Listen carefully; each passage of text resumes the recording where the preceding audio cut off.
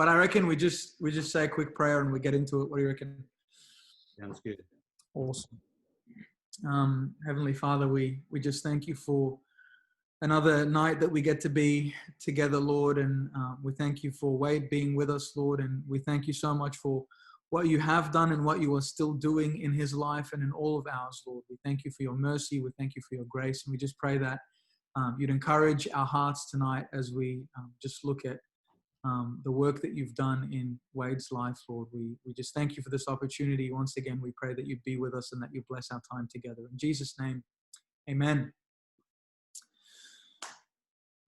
Amen, bro. Well, really, Wade, I reckon it's good to just start at the start. Like I met you 2 years in a row because you were at Gathering both years, weren't you? That's correct. Yeah, I went to for those of you guys who don't know, I went to this conference that happens in Queensland called The Gathering, which is all these amazing Christians from all kind of different walks of life come together and they have a conference. And one of the speakers last year, I think by accident, like it wasn't even a planned thing, was Wade. And I heard him share probably some of what you're going to hear tonight. And I was blown away. But I reckon it's just good to start at the start, Wade. So where'd you grow up, bro? Where do you come from? Sure. Thanks, Shady. So welcome, everyone. It's a pleasure to be given the opportunity, obviously, to chat with you guys. I'm a little nervous, so I thought I'd just put that out there. But yeah, I really appreciate the opportunity to be able to share part of my story. So the beginning for me, I grew up in a little town called Warwick Farm, which is in the western suburbs of Sydney. Basically, I was born in Warwick Farm. My parents, a lot of my family still live in Warwick Farm, so they've never left that area of Sydney. It's quite a, if you could call it a lower socio-economic town. And essentially my mum and dad, they left Warwick Farm when I was about 2 or 3 years old, and we moved to a place called Kincumber down in the Central Coast, which is about an hour and a half from Sydney. So what would you like to know, like in terms of what childhood was like or what life was like growing up? I guess I remember you saying you started to experiment when you were 6. So I'd done a little bio. So I grew up in a family of drug addicts and heroin addicts. And basically my experimentation stage started, when I was 6 years old. My mum and dad would go out partying and they'd get babysitters to come and look after me and my sister. My sister was 3 at the time, and they'd be drinking and smoking pot. And so my drug use really started really, really young. I was, I guess, that initiation stage of, of hanging around teenagers. They were 13, 14, 15, the babysitters, and they were just starting to experiment themselves. So I guess it was just a thing. Yeah, we'd sit in a circle and they'd go around and play truth and dare, and I was in the middle of 2 of the babysitters, and the alcohol and the cigarettes would get passed around, and the bong would get passed around, and so I'd get stoned from basically the passive smoke, and also sip on the beer occasionally when it came around. So that was my first drug use experience. You were 6. I was 6 years old. Yeah. Wow, man, that's insane. And how do you feel like it affected you from that point? What happened kind of after that? I know question 2 was like, when did I start to sort of go off the rails? And I guess for me, life at home, drug addiction, there's 8 generations of drug addiction in my family as far as I can track back. So I've tracked that back through generations, just now out of wanting to understand how I break this cycle of addiction for my family. You would have just seen, you know, my kids, and you didn't see my wife. But essentially, I feel like my mission that God's given me is to break this intergenerational trauma that has perpetuated and basically just been a cycle for 8 generations throughout my family. So growing up around that stuff was just normal for me. It was never really, you know what I mean? I don't really feel like I knew any different. So it was just basically a normal experience. You know, I didn't know any different. So it was, yeah, it was a challenge. I know, like growing up through school and stuff, I felt out of place a lot. I felt different to my peers, and you know, now I've had, I guess, the opportunity to explore trauma. And you know, when I get down the timeline a little bit, you know, I'll share a little bit about my wife and what she does and what she was studying at the time that she met me. But essentially, yeah, so growing up from, you know, birth to 5 years old, I've probably got a lot of good memories from 3 to 5. And I think, you know, probably the most influential time of my life in terms of brain development. And, you know, the environment that I grew up in essentially wasn't a good environment. You know, I watched there was a lot of domestic violence, there was a lot of drug use, a lot of, you know, like I've got early childhood memories of being locked in a toilet and fed Devon in tomato sauce by my heroin addicted dad's mate. And that was sort of like what my life was like, you know, and I didn't know any different. And, you know, that can be confronting for some people, but, you know, and I love my mum and dad dearly. You know, they're essentially, they were traumatized people just doing the best that they could with what they had. And, you know, it wasn't until I was able to look back over, you know, the period of my whole family that I'd seen that basically this same environment has just been being created for hundreds of years, you know. So yeah, no blame, fully forgiven and you know, past all that stuff. But I think, you know, primary school age, like I said, I felt out of place. You know, I started wagging school at a young age. I was removed from main school, basically the mainstream schooling in year 2, and I was sent to a behavioural special school. And I spent about 4 or 5 years in that school. I think that really probably made the situation worse in a sense, because you know, I was now labelled with, I felt like I was this kid that was just, you know, stupid, basically. So that I really struggled with that. And then I went back to main schools. Yeah, I went back to mainstream schooling. And I struggled because of the content that we were learning in school wasn't up to, you know, I didn't fit within the school system, basically. And my reports were bad. Everything was basically bad. So it wasn't, I think would have been about 13 that I fully, yeah, probably 12, 13 that I really started to experiment, and my drug use became problematic at that age. So a lot of truancy from school, class clown, a lot of wagging. And I started just smoking cannabis, you know, occasionally with friends, and it was great fun. And But before that point, from like that 6 to 13, were you still using, or were you like, it kind of dropped off and then you're like, no, I'm going to kind of start again now since all this other stuff's gone wrong as well? There was periods of time again where it was just constant party. So there was bouts of drinking here and there. I mean, it wasn't a full blown addiction, obviously, at that stage. It was more just, if I was around certain people, you know, my family would give me beers and stuff like that. So yeah, it wasn't a full blown. It wasn't until I was like 13, 15, 16 that it became a full blown addiction for me. When you started to experiment, like what does that mean? What did that look like? How did it impact you?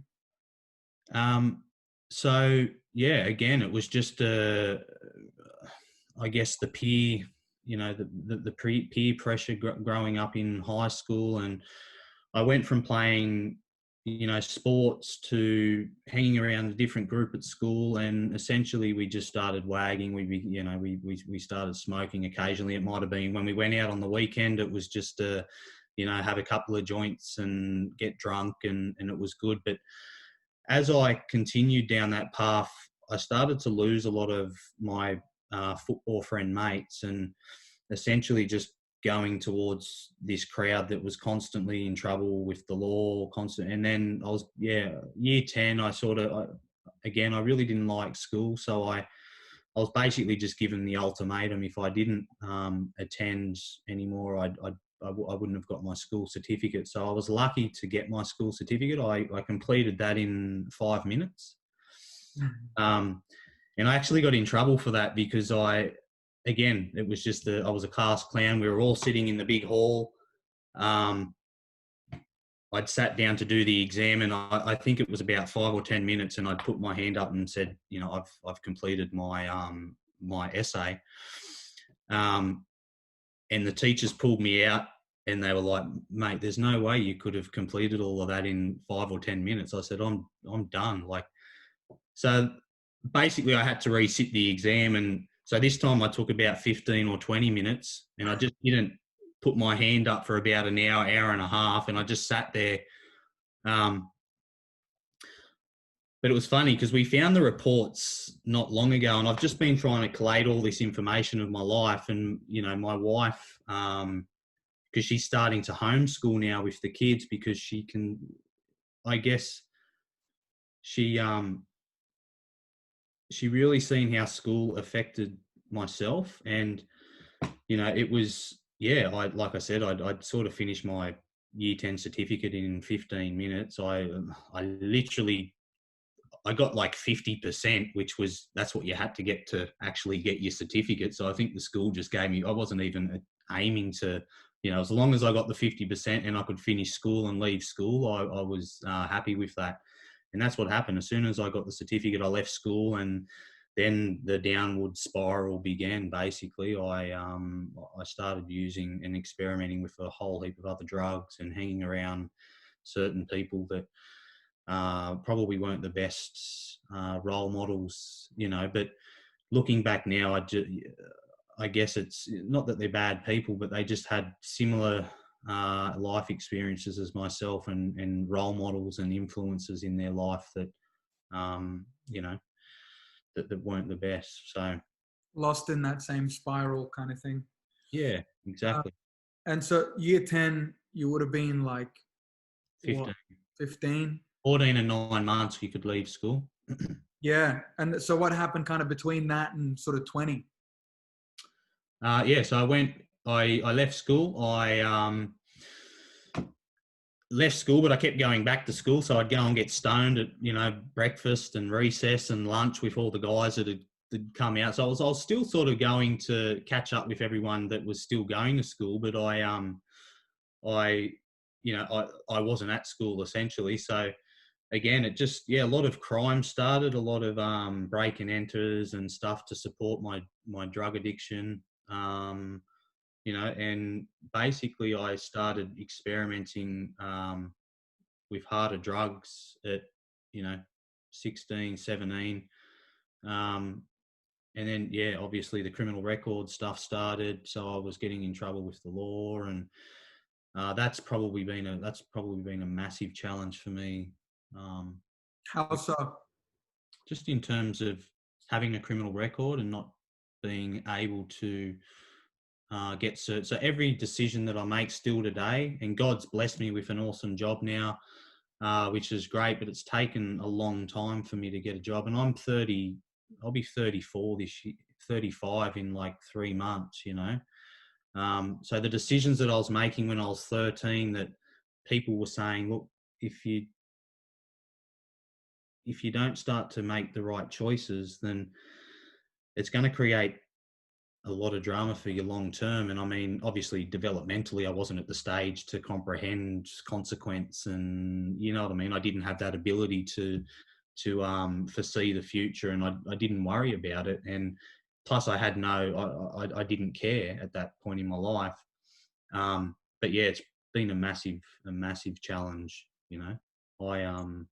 Yeah, I've completed more in the last 5 years it'll be 7 years this year that I'll be clean and sober. And I've completed more in that 6 years of my life than I had the rest of my life, basically.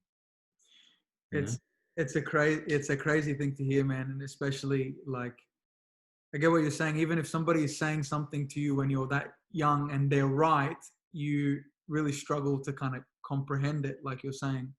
Yeah. Um, I think we rebel as young people, and for me it was always don't do this and don't do that. And as soon as I got told don't do something, I was like, that's like the big green button to do it, you know. yeah, And sometimes you need to go through those learning experiences, I suppose, to get to a point where you know, like obviously now I look back and I'm like, wow, I should have, you know, it would have been great if I had have listened. But I think from the moment I was sort of born, it was always going to be the trajectory of my life anyway, because my whole family had been living that lifestyle and still do live that lifestyle today, the ones that haven't passed away. So it's really been a challenge for sure. in that sense. But I remember you saying something to me that like stopped me dead in my tracks when we were, I don't even know if you remember this or not, but after you spoke last year at that conference, we were all in the lobby, like waiting to get lunch or something like that. And I came up to you and I said hi. I'd met you briefly the year before, but I was just saying hi and was just talking to you. And while we were talking, you said something. You said that when you and your wife went to the beach, she was admiring the sunset one day. And she was like, wow, isn't that a beautiful sunset type thing? And you couldn't feel it, like, because when you taken the drug, it like what you were used to, like as to hit your pleasure centers and all that kind of stuff was so like out of whack that seeing something that was kind of simple and normal and beautiful in its own way, it didn't register with you because you were used to a higher height. Do you know, like, do you remember, like? I do, yeah, because we still go and look at sunsets, and they're still not the. I mean, they're beautiful now because I just see it as God's creation, but I definitely don't get the dopamine release that you know, a shot of ice, methamphetamine would give me. Yeah, Just, and that's just to give you a bit of an idea, looking at a sunset, you get about 50 units of dopamine. So we all know what dopamine is, yeah?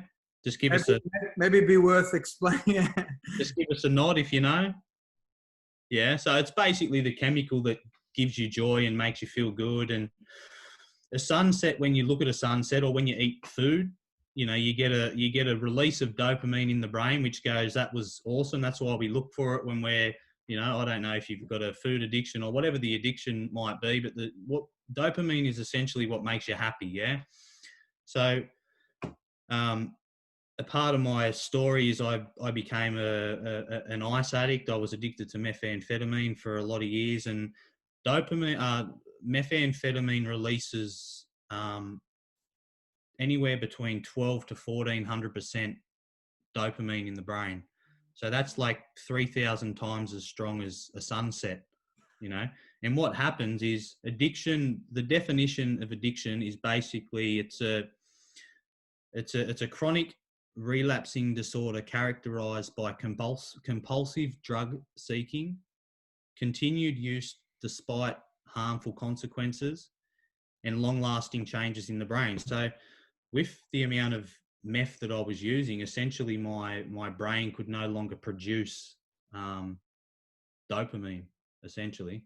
And it started from smoking pot. You might get 150 you know, units of dopamine when you smoke and you feel good. And, you know, it's, and then cocaine might be 300%, but meth's like 1200% increase. And eventually what happens is you go into an acute phase of withdrawal and depression, and the brain can no longer produce dopamine. So it takes a lot of years to essentially, you know, for the brain to be able to heal itself in a sense. And you like that's that's obviously a massive way that this affected you, like just the continued kind of use. But what else were kind of some of the effects or some of the downsides that you went through while you were using?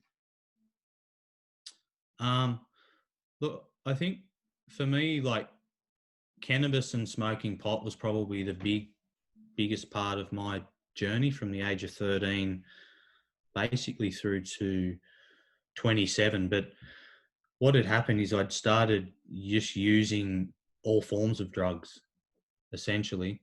Um, but cannabis was probably one of the biggest ones that had the most impact on me. In 2009, I'd sort of gotten to a period where I was coming off it, and I'd gone into a drug-induced psychosis, and I'd ended up in a psychiatric care unit.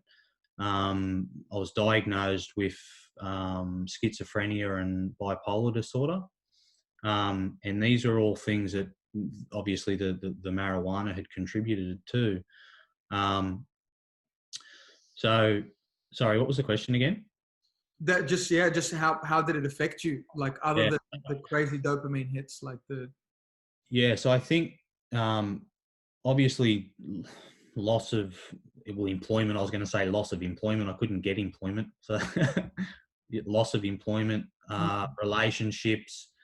Probably the biggest one was the dreams and hopes that I had, for a better future. The mental illness component, um, the rehabilitation centres that happened, the jail that happened. There was just an accumulation of all this stuff. It was like this, yeah, downward spiral, basically. yeah, a crazy downward spiral. Where does the jail part fit into this story? Um, so I think we went from 13 to 20, didn't we? Yeah. Yeah. So at 20, 20 years of age, at 19, I'd gone to rehab and I'd gotten off pot.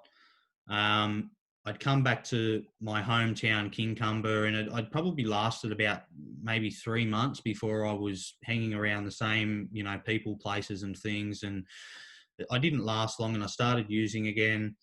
And I noticed that one of my mates had gone missing, and I hadn't seen him for probably 6 to 8 months, and I didn't know where he'd gone. I didn't know what had happened to him.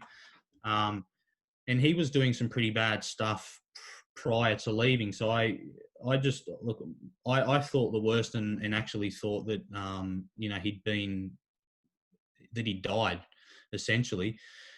And then about 6, 7 months later, he came back onto the scene, and he looked really good. He was smiling. He was happy. And I said to him, I said, Paul, like, where have you been? What have you been doing? And he said, I've been living with a Christian family in Terrigal, which is a town just out near Kincumber. And, they've introduced me to God. I've started going to church. And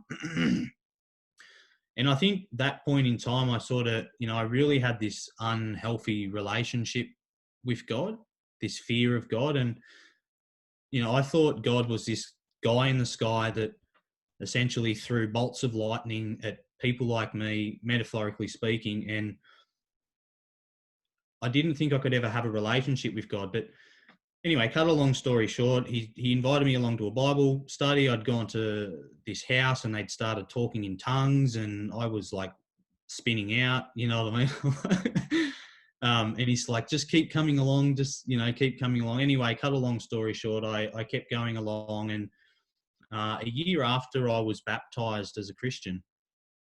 And it happened to be the same date that he got baptized a year before, which we hadn't planned. So it was sort of a cool, and little things like that started to happen. And I was like, I don't think that's coincident, that stuff. And at the time, I was just going to church to be around new people, because it got taught to me when I was in rehab that you have to change, people, places and things.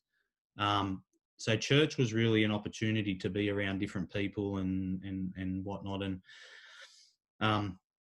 so I got baptized as a Christian.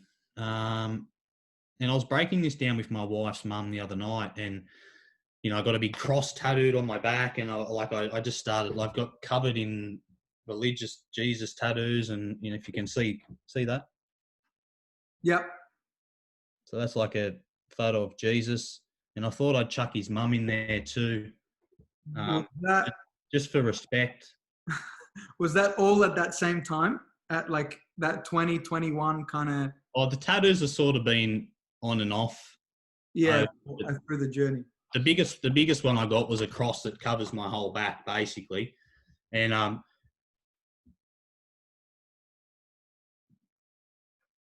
wasn't sure how to pitch this, but then everything bad started happening in my life. I mean, well, there was already bad stuff happening, but there was a period where I'd, like, you know what I mean? My mum and that were really, really happy for me, and everything seemed to be working out, and I started to do okay. But then essentially I just, yeah, really, really bad stuff started to happen again.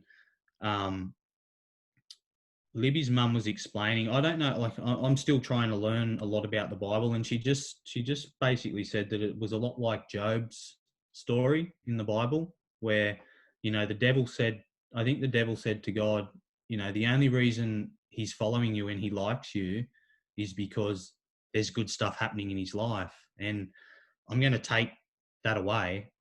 And that's what happened.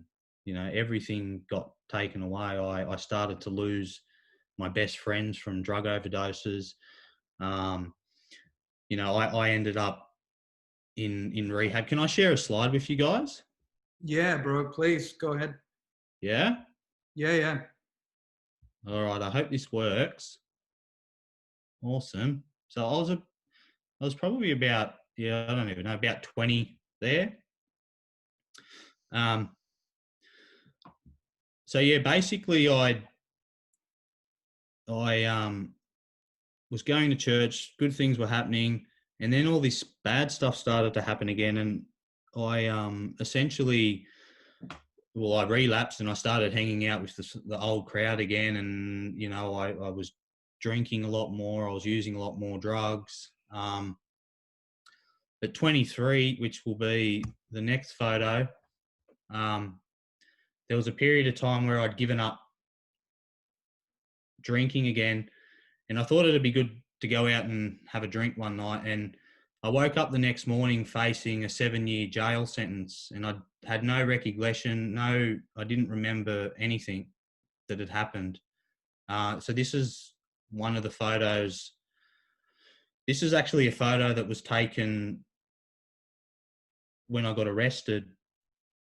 But prior to that, I was so at 23, I was admitted into the psychiatric unit, and I weighed 57 kilos. I basically had I was pretty sick. And this was a combination of, like, heavy psychotic medications. So I went from like 57 kilos to 140 kilos within like a 3 to 4, maybe 5 month period. Wow. But anyway, I woke up facing a 7-year jail sentence, and these are some of the prisons that I went to. So this is a maximum security prison in Sydney. It's called MRRC. It's the largest maximum security prison in Australia, and basically every inmate goes in New South Wales goes into this centre before they get segregated. So when you're in MRRC, it's a metropolitan remand centre. So essentially, you're in there. You go into the prison and you're not classified. So basically, what happens is you get put in there with, like, people that have murdered people. There's a whole, and you're in the cells with them. Like, I had a guy that was on remand for 8 years who'd done a double murder, and he would come up and ask me for cigarettes. He'd ask that I'd like, and at that time you could smoke in the prison. You can't anymore. And he'd ask me for my cigarette, like the bumpers of my cigarettes, and I'd be like, just have some smokes, bro. You know what I mean? Like, That's Uh, insane, bro. So before you guys are split off, you're just in with everybody kind of thing, and you don't know.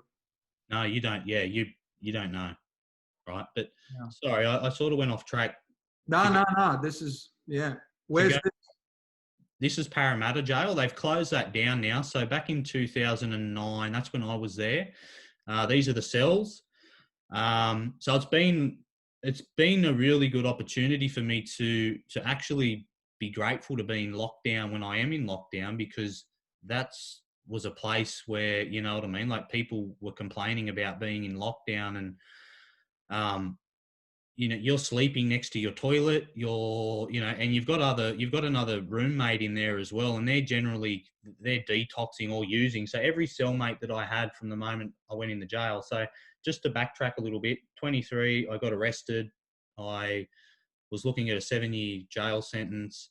Um, uh, I got bail and I went to rehab again. So this is my second admission into rehab.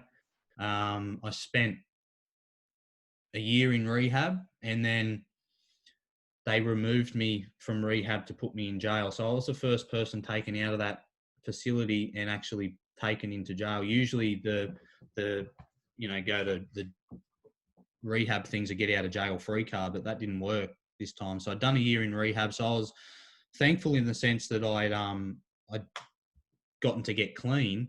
And then when I went into prison, basically every cellmate that I had used drugs in jail. So there's more drugs in prison than there is on the street, and they're a lot more expensive as well. And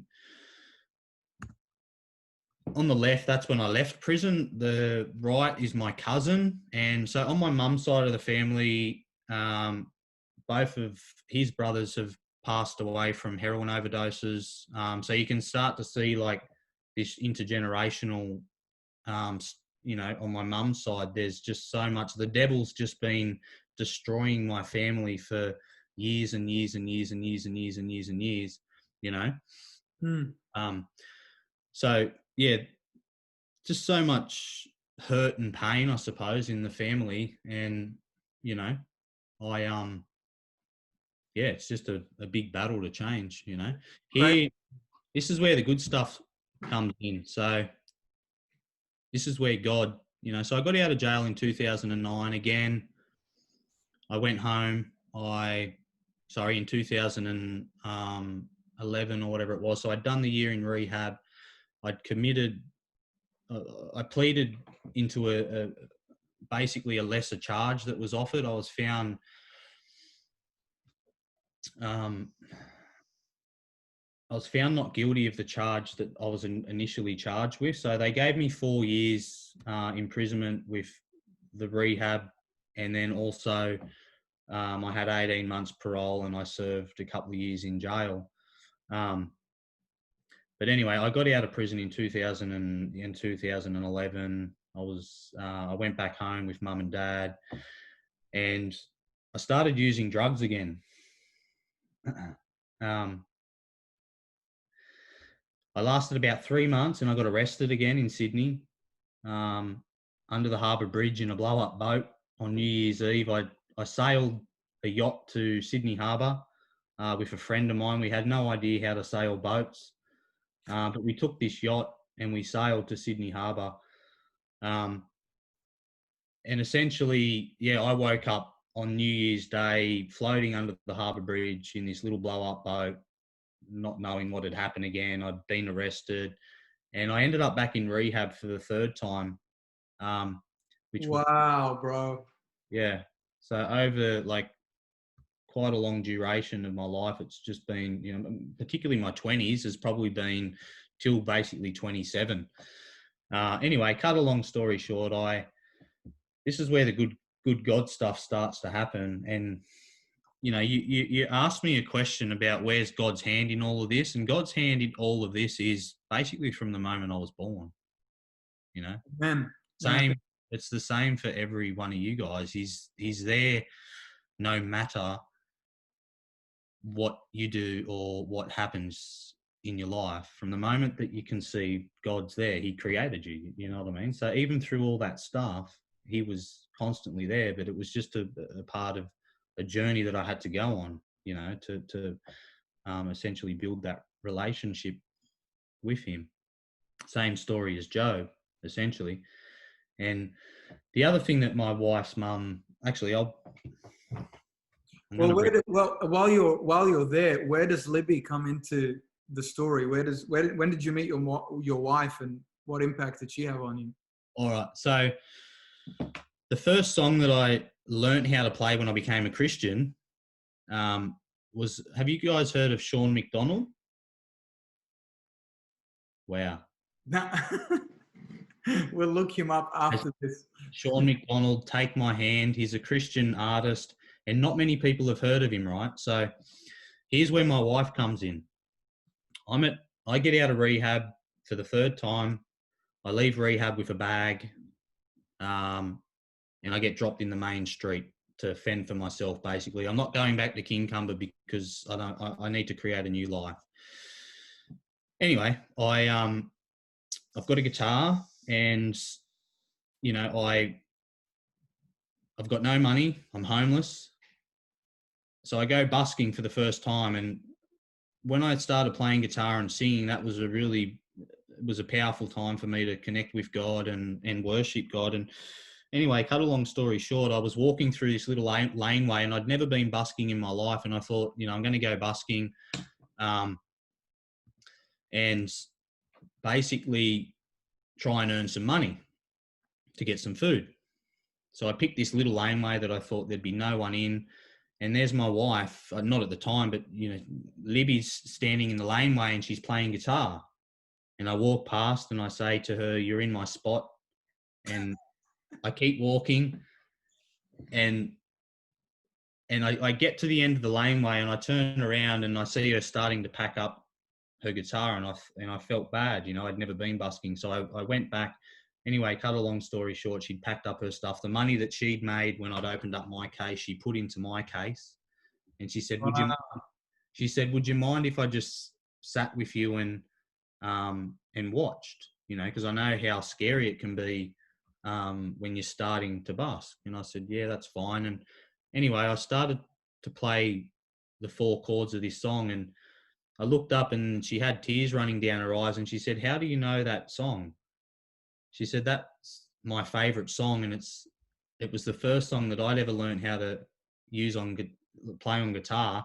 And she said, "No one knows that song. Not even Christians know who Sean McDonald is." Right?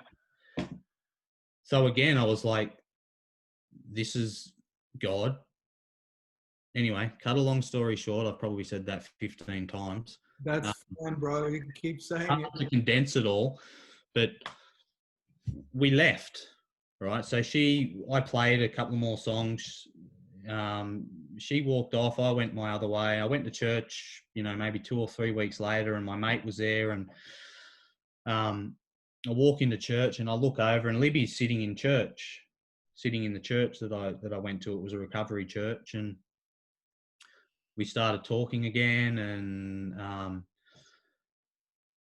we started to slowly build a relationship. And I was always like scared of committing to stuff because I just come from this life where, you know what I mean? I felt less all the time.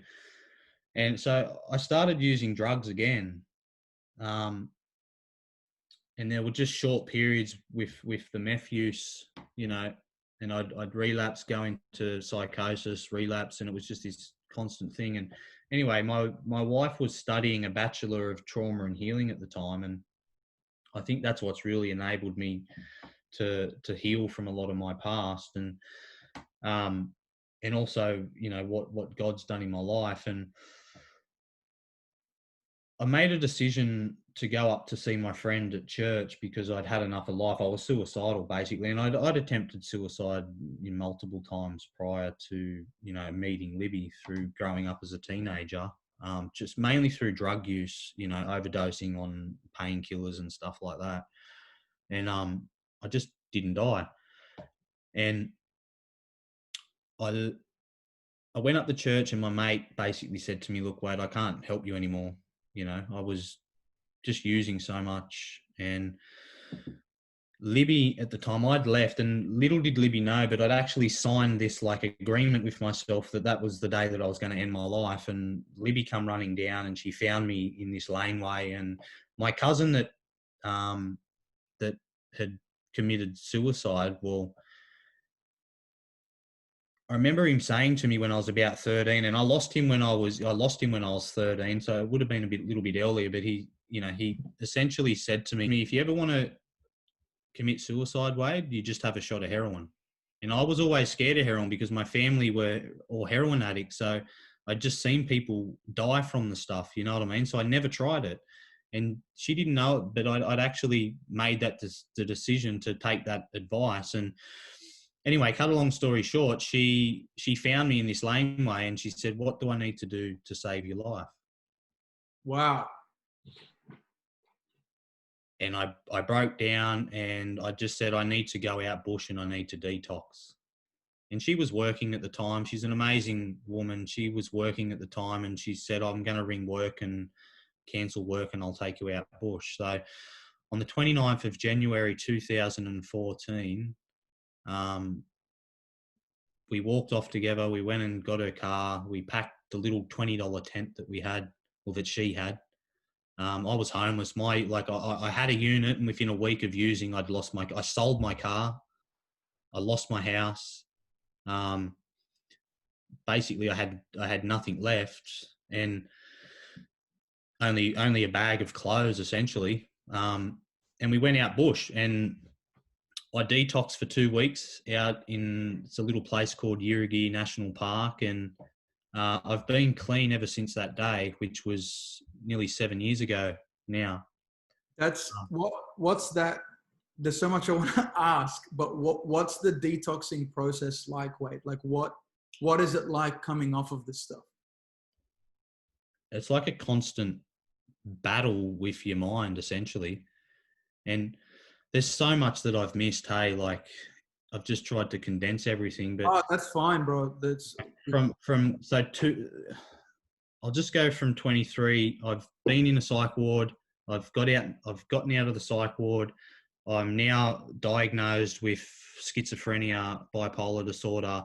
I'm heavily medicated. I go from 57 kilos to 140 kilos. I wake up one morning, and this is all in like an 8-month gap, right? So I wake up. I'm facing a 7-year jail sentence. I don't know what I've done because I can't remember.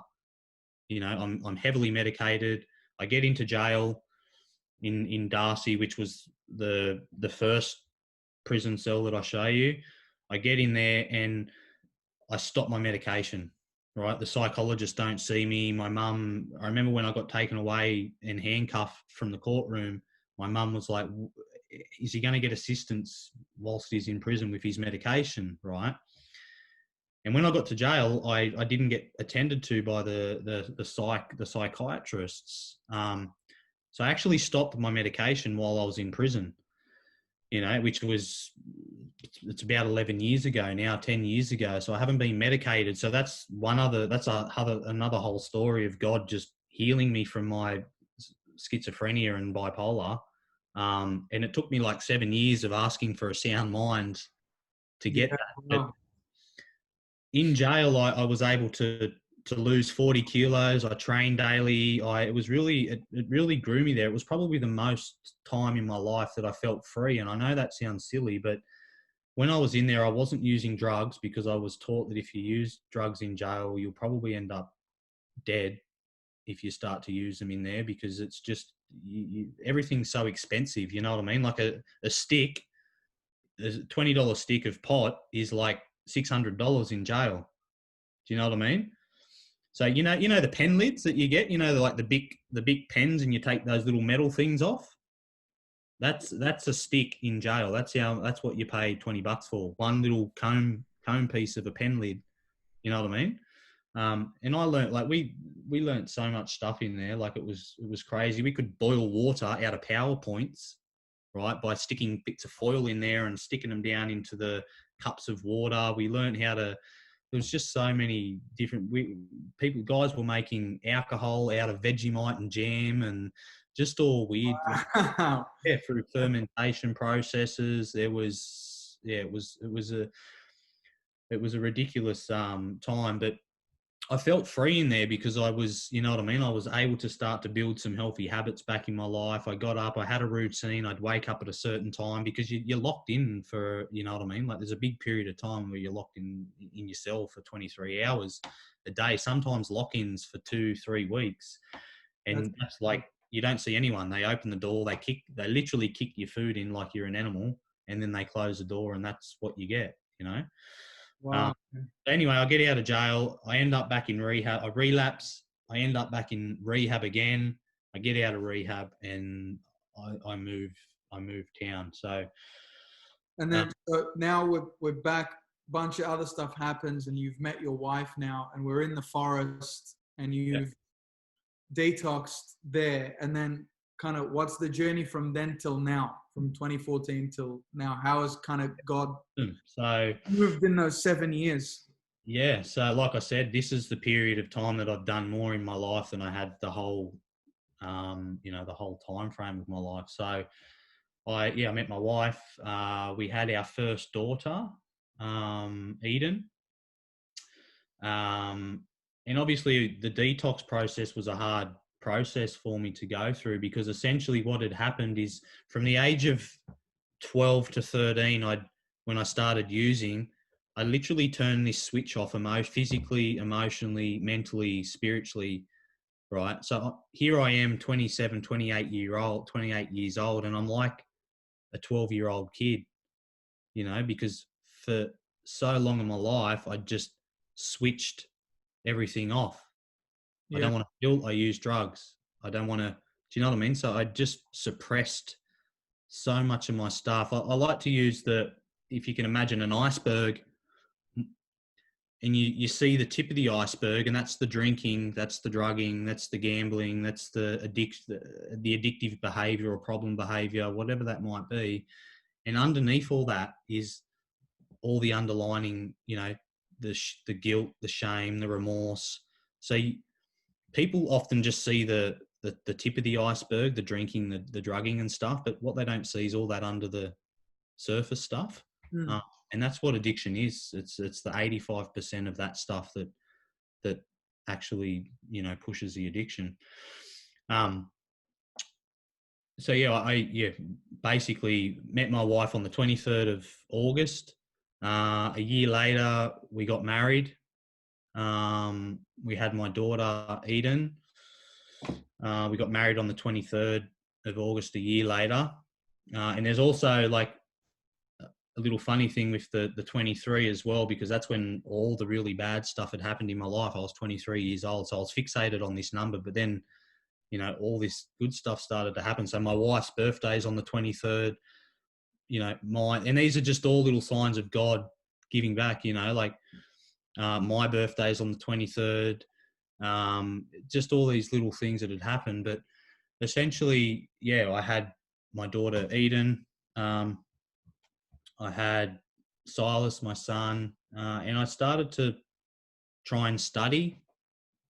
And I went and studied community services. I went and studied alcohol and other drugs. I went and studied mental health with the assistance of my wife. I think that might have been the thing that I'd mentioned. I thought I'd just bring that up. I really struggled with the learning component. So I sort of want to correct myself when I go to gathering next time and just say that I did do a lot of the study. I just had my wife there helping me, along the way. She's the But helper. yeah, she's awesome, bro. Um, and then I just started, studying and really trying to learn about my addiction and how I could change that life. But not only that, God said to me, like, this is your opportunity to break 8 generations of trauma. And the only way I can do that, so my kids have never seen their dad use, they've never seen their dad Wow. drink. They've never seen their dad, they've never seen their dad smoke, which is just totally, so different to what I was used to growing up, So that's like my mission is to try and break that cycle, and all of you guys have got a mission that God's given to you, and you might not know it yet, but you've just got to keep calling out to him and asking him and finding what that might be. And, recognize if there's any sort of problems that you guys are dealing with, get support, look at options for help, whatever it might be. Anyway, so that's pretty much sort of a rundown of the last 6 years. I was studying and then trying to work. And then 3 years ago, again, it got to the point where I couldn't find work. So God said to me, go to Darwin. And 5 years clean, we became homeless. I had 2 kids, 4.5 years clean. So I became homeless again, had 2 kids at the time. And, I just invested all this time in study, and then I couldn't get a job with the study because of my criminal record. So every time I'd go for a job, my criminal record would come up. Sorry, you're not suitable, you're not suitable, you're not suitable. Wow. So then I faced that battle, still face that battle. Anyway, God said, go to Darwin. I was like, with what? I've got no money, and my wife was like, it'll be okay, just listen. So she's really been like a mentor in a sense that's like, just lean in on God and everything will be okay. So anyway, we end up in Darwin, and I'm thinking we're taking my family into the desert, and it was crazy. We lived in the bush for about 4 months. I got into Darwin. I looked up rehab, applied for a job, and basically, they said a case manager left work yesterday. Come in and you can start work tomorrow. So yeah, just listening to that voice, So I went up to Darwin, started work. I've just come back from Darwin now. So I now work as a case manager in the rehab that I spent 3 years of my life in. Wow, bro, that's insane. And I support guys that are going down the same journey. So 90% of the clients at the rehab come from jail. So God's really given me a platform to be able to speak life into those guys. And, I just wanted to go back to the, how do I go back to the slide? There we go. But I can see it. Yeah. So you've seen that one. Yeah. There's the jail there. That's Silverwater Prison. That's crazy, by the way, that jails look like that in like. Oh, that's when the screws. So what the screws do, the screws are the guards, right? So what they do is you can have your cell looking nice, and you know what they do?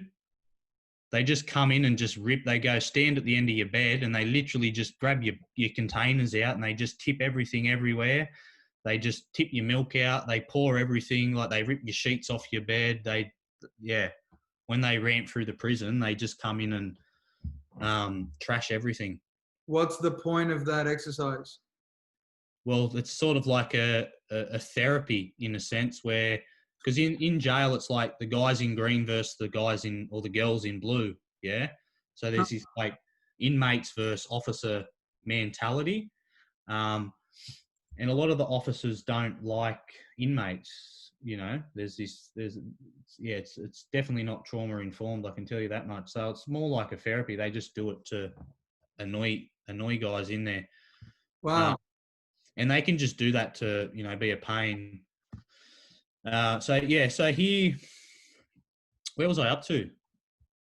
Well, you'd gotten the job in Durham. So I work in drug and alcohol rehab now.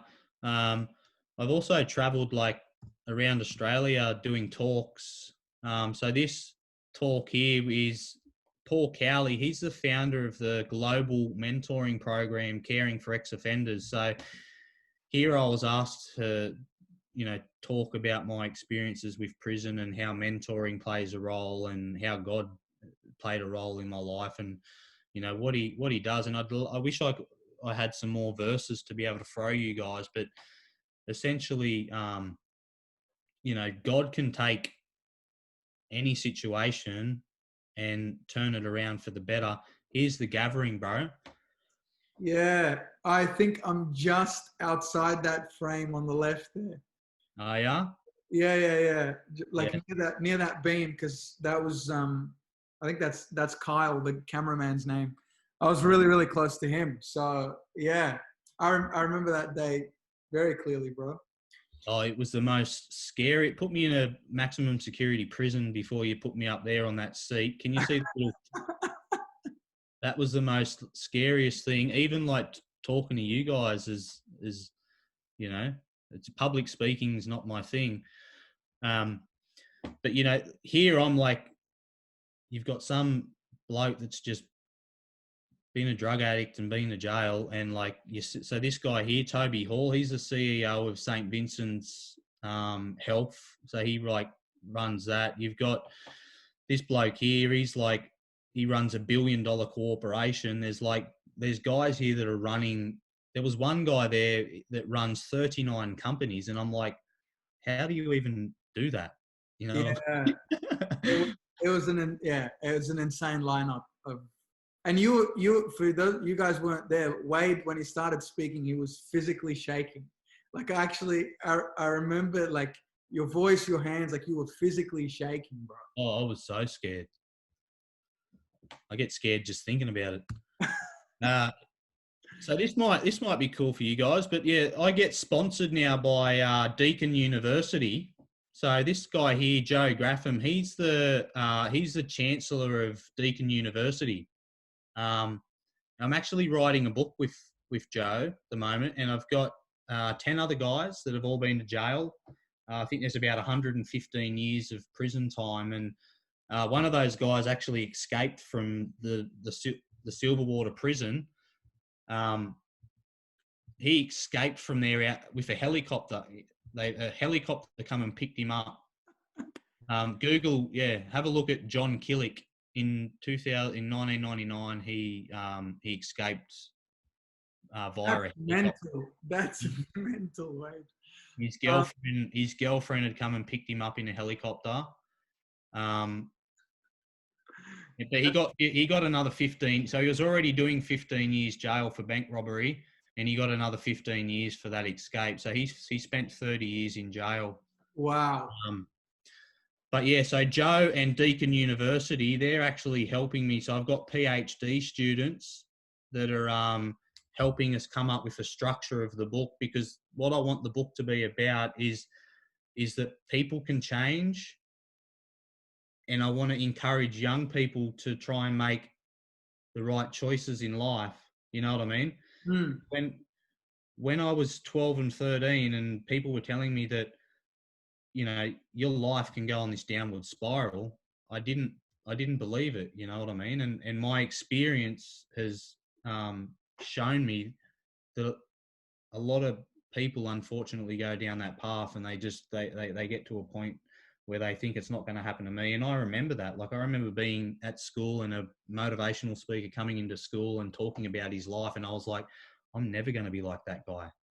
Do you know what I mean? Like, yeah. I'm just smoking a little bit of pot here and there, you know, with my mates, and it became like 10 times worse than that guy, you know. So that's Joe there. That's me at the reintegration puzzle. They sponsor me every year now to go and attend the reintegration puzzle, which is basically, it's a collective. I think about 500 organisations come from all around the world, and they get to. That's not my doing. That's all God's doing. Um, and this family here, that's my wife. There's Silas, my son. There's Evie. There's Eden. There's Jono. Yeah. John, Um, so John, this is my wife's family. Yeah, I've really been blessed with, you know, um, a new life, essentially, you know. praise God, man. Well, I guess just in, And that's how I wanted to finish it, because without this bloke, you know what I mean, and I love him to bits. Um, you know, I wouldn't have any of that stuff. mm, bless you, Wade. Man, um, I'm going to read that verse because it's an amazing verse. Jeremiah 29:11. For I know the plans I have for you, declares the Lord. Plans to prosper you and not to harm you. Plans to give you a hope and a future. Bro, your story is insane. And Sorry, guys. nah, man, and the fact that you're willing to share it uh, literally has the power to save lives. And I'm honored to have met you, bro, and to have had you with us tonight to share your story. And at the end of it, like you said, if it wasn't for the Lord, you would have had no chance, and none of us would have had a chance. And um, I just love your story because anybody, like God, can literally bring anybody back from the brink. Um, and is using you in amazing ways with people who probably only you can reach, Wade, because you've gone through kind of the same traumatic experience as them. You've been to jail, you've been to the rehabs, you've used all the drugs, and God's still done this with your life, and He's given you a new life, and you're able to go in those dark places and have those conversations that probably nobody else is qualified to have other than you. You had that flower. Do you want to tell us the thought that you shared with me about that? Oh, yeah. I was trying to come up with like, I've got to practice more, because I really like how people can get up on stage and just use all these different analogies and relate it back to the Bible. And it's something that I've wanted to do. So I was chatting with my wife's mum the other night, and she was telling me about the story of Job, because I was like, how can I tell the story? Because usually when you become a Christian, people think that your life's meant to get better, yeah? And all this bad stuff's not meant to happen. And then I'm like, I became a Christian and all this stuff happened, and people are like, oh, I'm not becoming a Christian. um, but then she explained it to me. She explained it to me by explaining the process of how gold becomes the best form of gold, right? And when gold's picked out of the ground, it goes through this refining process. It's covered in dirt, and it gets the only way that gold, the best type of gold, the best quality gold can become, the purest form of gold, is it needs to go through high temperatures. So it needs to be heated at high temperatures. It needs to be burnt. There needs this process of refining to happen. And that's what she was sort of explaining my life was like, to get to the best form of gold, you have to go through this process of immense heat. And essentially that life story was like hell, essentially. So I was thinking, how could I explain it? Now, I love plants. My son's name's Silas. And, Silas sang a song and broke down the walls, and he was in prison. So that's one reason I chose that name. But the other reason was I wanted to call one of my kids a name after a plant. My wife was like, what are you going to, call a kid? And I was like, oh, we can call it, like, I don't know. I was coming up with all these names, but she wasn't happy with it. And anyway, Silas also means of the forest. So it's like God of all trees. But yesterday he brought me home this little plant, this little it's called a Hakea tetrafolia. And I think it sort of relates to Job's story.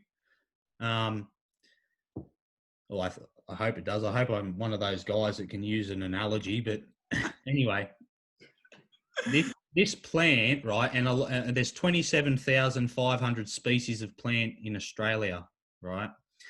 And probably 85% of those plants, they need to be burnt in order to regenerate new growth and new life, yeah? So my son found this little guy, and the only way this plant is able to put out it, so you got little seeds there, 1, 2. The only way that plant is able to create new life is if intense fire goes through the bush and burns these pods, and they open up and they regenerate new life, yeah? So I just thought that was a bit of a, sort of related to the story in a sense that people go through all these difficulties in their life, but it's actually those moments and those times in life that develop character, and they create, massive opportunity for people to create a new life. I don't know. And that, bro, you can use an analogy. I'll tell you that. That was just fine. But yeah, I think, like you said, God used that time to make Job realize what his faith was really in, and through the fire of, basically hell, your relationship with God is what it is now, and He's using you in the ways that He's using you now. And you have 3 beautiful kids with a 4th on the way, and an amazing wife, and just nobody almost could have predicted, looking at your life 10 years ago, this is that you were going to be with us tonight, sharing the story with the life that God has given you today. And bro, I just want to thank you, man. I just want to thank you for coming on and for sharing. And it's an amazing story and an amazing testimony of God's unbelievable grace, bro. I don't know who's here tonight who needed to hear it, but I'm sure somebody did. So Well, I hope so. thanks, bro.